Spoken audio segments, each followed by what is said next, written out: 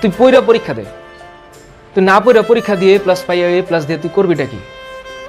ওই A+টা দিয়ে হবে কি? কোনো লাভ নাই। পইরা পরীক্ষা দিয়ে A+ পা, আর যদি A+ নাও পাও তাতেও সমস্যা নেই, কোনো ব্যাপার না, ব্যাপার পরে দেখা যাবে।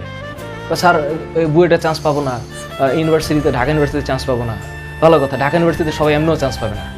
বাংলাদেশে যদি 20,000 ধরো যে 1 লাখ গোল্ডেন A+ পায়, ধরো তো 1 লাখ কি বুয়েটে চান্স পাবে? আর বুয়েটে চান্স না পেলে কি ওদের জীবন শেষ হয়ে যাবে?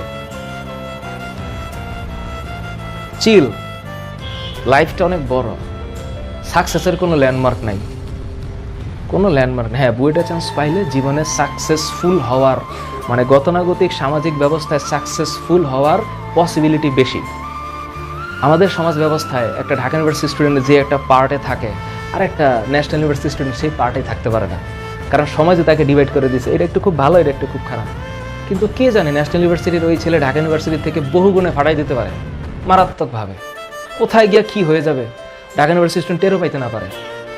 এখন ঘটনা হচ্ছে আমরাই আসলে এখানে ডিভাইড করে ফেলছি। হ্যাঁ, ইনস্টিটিউশন ম্যাটার। ভালো স্টুডেন্ট ভালো জায়গায় পড়বে, ভালো জায়গায় স্টুডেন্টই ভালো হবে, সত্য কথা। ইনস্টিটিউশন ফ্যাক্টর, কিন্তু ওই স্টুডেন্টই, ওই ইনস্টিটিউশনই একমাত্র সলিউশন না, আরও সলিউশন আছে জীবনে। এটাই মাননীয় শিক্ষামন্ত্রীর একটা ভিডিও আমার পেজে আছে, আমি সেখানে কমেন্টগুলো দেখি, এক একজন ফাটাই ফেলতেছে, আরে দূর রাখেন এগুলো আবেগী কথাবার্তা, এইসব A+ ছাড়াও চলবে, A+ না পেলে তো কোনো বাপ মাই তো পাত্তা দেয় না।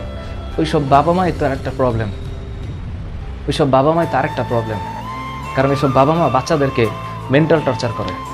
আমি জানি, আমার জীবনে আছে, নিজেই প্রুফ আছি, কিন্তু এগুলো সমস্যা, ডেঞ্জারাস প্রবলেম।